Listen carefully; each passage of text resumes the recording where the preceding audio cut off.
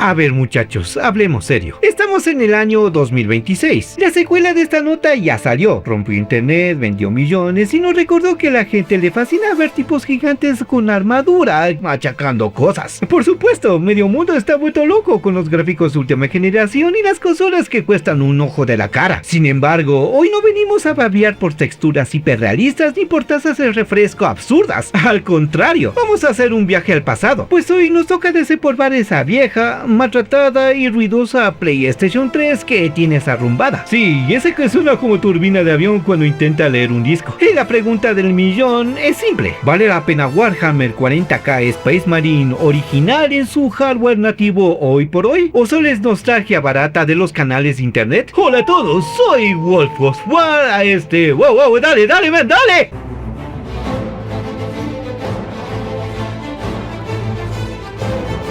Para entender qué terreno pisamos, pongamos las cartas sobre la mesa de una buena vez. Olvídate por completo de los RPG actuales. Ya sabes, esos mundos abiertos aburridos donde pasas 4 horas recogiendo plantitas para fabricar una poción de porquería. Tampoco es uno de esos juegos modernos diseñados exclusivamente para romperte la paciencia y hacerte tirar el control contra la pared.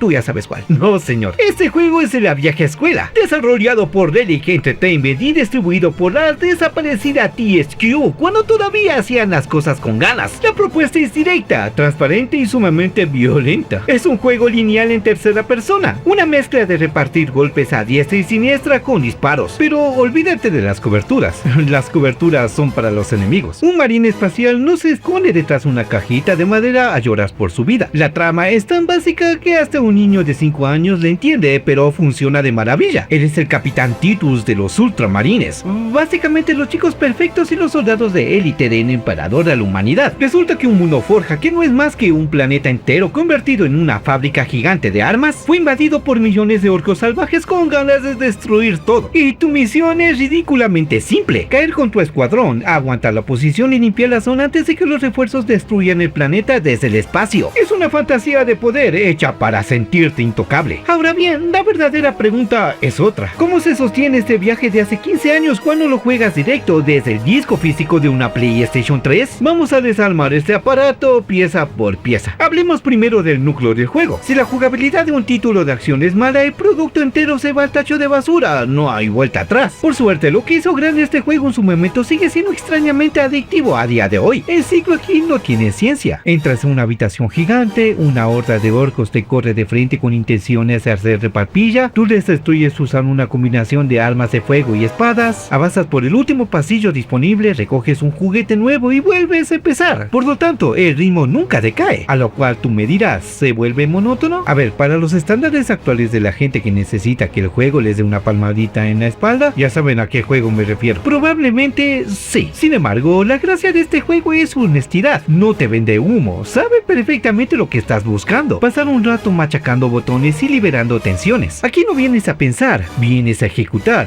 De hecho, aquí está la línea brillante que mandó a callar a la competencia en su época: el sistema de salud. En esos años toda la industria quería imitar a los juegos de moda. Te obligaban a quedarte agachado detrás de un muro esperando que la pantalla dejara de estar roja para poder seguir jugando. Este juego hace todo lo contrario y te dice claramente: ¿te estás muriendo? Pues ve y pégale a alguien. ¿Tienes un escudo que se recarga solo? Sí, pero si la barra de vida baja, la única forma de recuperarte es aturdir a un enemigo y meterle una ejecución espantosa en combate. Como consecuencia, esto cambia por completo tu forma de jugar. No puedes ser un cobarde. Cuando te queda un hilo de vida, el cerebro te hace clic. Te vuelves infinitamente más agresivo. Buscas al orco más feo que tengas cerca y lo partes en dos con tu espada mientras los demás te siguen acribillando. Es un flujo de combate tenso y agresivo, una delicia que pocos juegos logran replicar bien. Por otro lado, hablemos de cómo se siente esto en el DualShock 3. Pues aquí tienes que prepararte para un choque de realidad si vienes de la fluidez moderna. El personaje se siente pesado, tirando a lento, pero es lógico. Estamos hablando de un tipo que mide más de 2 metros y pesa casi 1 tonelada con su armadura puesta. Caminar y rodar tiene una inercia brutal. No es que responda mal por un descuido de los programadores, es que se diseñó así a propósito. Sientes el peso del metal en cada paso gracias a la vibración del mando. Los disparos tienen un retroceso tosco. Cambiar entre la espada de sierra, el hacha de energía o el martillo de trueno modifica por completo tu velocidad, así que olvídate de moverte rápido. rápido. Eres un tanque blindado que camina hacia adelante destruyendo todo lo que se te cruce. En cuanto a la dificultad y cómo progresa el asunto, el juego es bastante decente en nivel normal. No obstante, ten cuidado si se te ocurre ponerlo en la dificultad más alta en tu consola. Aquí no hay barras de experiencia, ni árboles de habilidades, ni armaduras con estadísticas raras que mejoran 1 o 2% tu daño. La progresión es al estilo antiguo. El juego te da mejores herramientas de destrucción a medida que avanzas en la historia. Pasas de una pistola miserable a un cañón de plasma gigante que derrite lo que toca. A pesar de esto, el desafío está bien medido hasta que llegas al último tramo. Cuando la fuerza del caos entra a la fiesta, la cosa se pone fea. Estos enemigos no van de frente a recibir golpes. Te disparan magia desde lejos, se teletransportan y te franquean. Ahí el juego te mete un subidón de dificultad que te obliga a usar la cabeza si no quieres quedarte atrapado viendo la maldita pantalla de carga una y otra vez. Ahora sí, entremos al lodo. Toca revisar el apartado técnico y el rendimiento en la PlayStation 3. Vamos a ser claros y sin decir mentiras. Jugar esto en el hardware original es un recordatorio de lo difícil que era programar para la consola de Sony en esos años. El juego supuestamente corre a 30 fotogramas por segundo con una resolución de 720. Pues ni de chiste. Básicamente, si estás en un pasillo cerrado peleando con 3 o 4 enemigos básicos, la experiencia es fluida y totalmente disfrutable. Pero cuando el juego se acuerda de que es un juego de guerra masiva y te suelta 30 orcos corriendo en un espacio abierto con explosiones de fondo y efectos de luces por todos lados, la consola empieza a pedir auxilio. Los fotogramas caen de forma evidente, llegando a niveles que te harán raspar los ojos si estás acostumbrado a la fluidez de las pantallas modernas. No llega a convertirse en una presentación de diapositivas insufrible, pero el bajón se nota y hace que el control se sienta todavía más pesado durante los primeros minutos. Y por si fuera poco, el juego abusa descaradamente de la carga tardía de texturas. Es el clásico efecto de la época. Entras a una zona nueva y la armadura del protagonista o las paredes parecen un bloque de plastilina borrosa durante un par de segundos hasta que finalmente cargan los detalles. Con respecto a los errores graves o bloqueos de la consola, la verdad que la versión final que quedó grabada en el disco es bastante estable. No sufrí cierres inesperados ni fallos que rompieran la partida. El problema no es la optimización, es simplemente que el hardware de la época no daba para más y el peso de los años no perdona a nadie. Con respecto a las opciones de configuración y accesibilidad, bueno, recordemos que es un título de 2011, pues tendrás que olvidarte por completo de los menús detallados de ahora, donde puedes cambiar el tamaño del texto o ajustar filtros para daltonismo. Tienes lo justo y necesario. Ajustar la sensibilidad de la cámara, que por cierto viene rápida de fábrica y te sugiero que la bajes de inmediato. Bueno, al menos es lo que me pasó a mí. Mover el volumen de los efectos y elegir entre dos esquemas de control predeterminados es todo lo que te ofrece.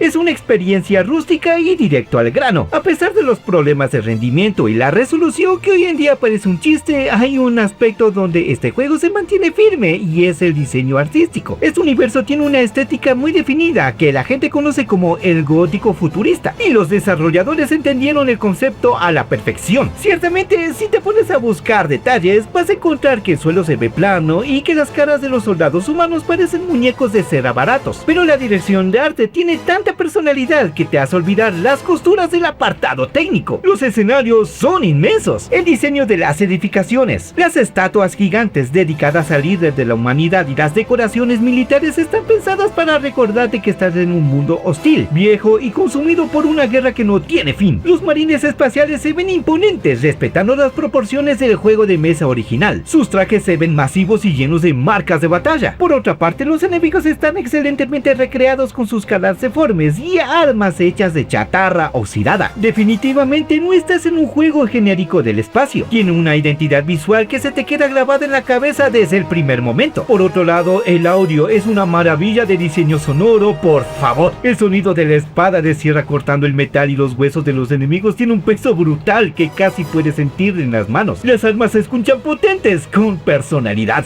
El borde reglamentario suena como una verdadera ametralladora, pesada que te hace temblar tus parlantes en cada ráfaga. Por otra parte, la música es el acompañamiento ideal. Mezcla colores eclesiásticos con tambores de guerra tradicionales que te sumen las revoluciones en los combates más grandes. Las actuaciones de voz en su idioma original son excelentes, entregando diálogos serios y solemnes que encajan perfecto con la atmósfera del juego. El trabajo de doblaje que llegó a nuestra región tampoco se queda atrás, manteniendo ese tono militar y épico que la historia necesita para convencerte de lo que está pasando en pantalla.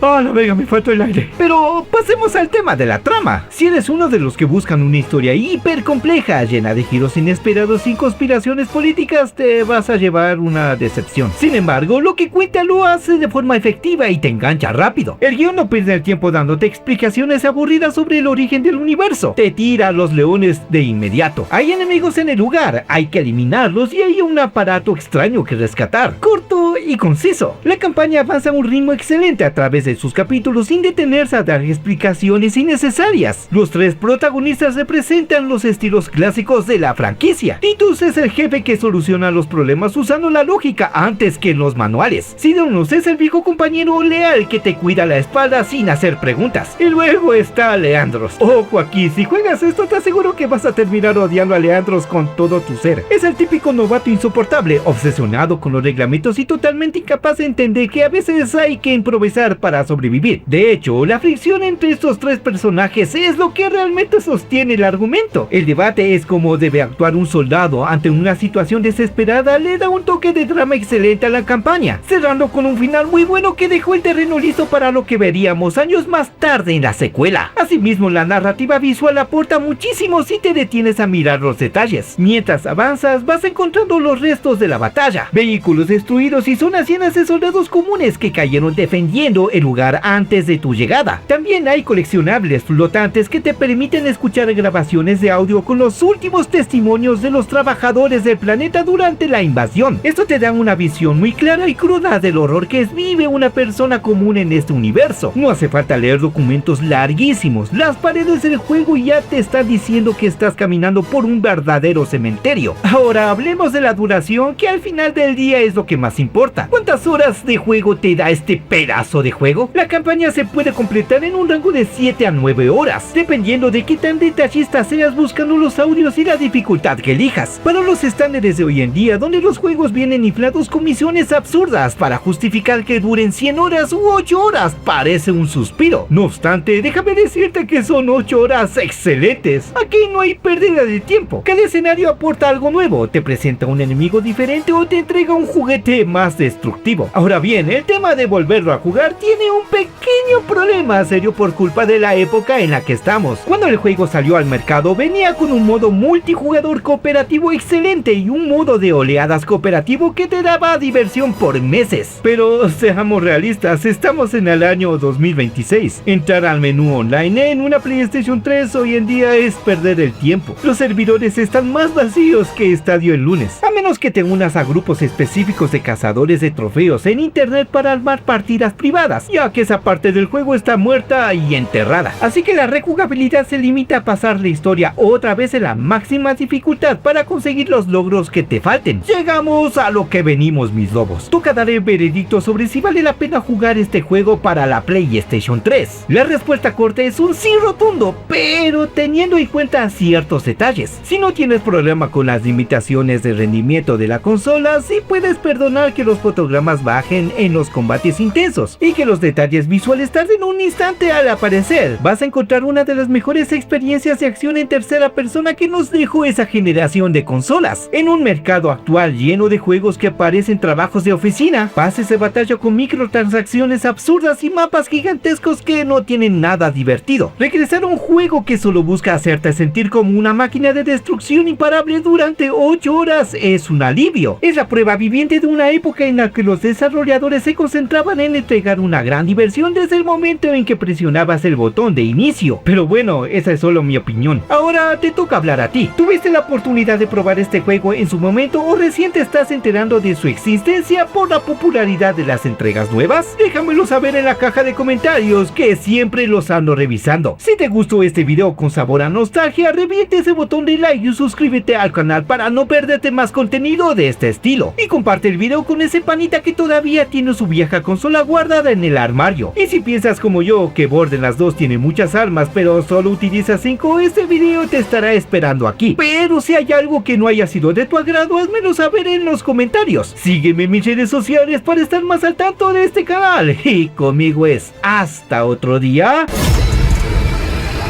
Chao.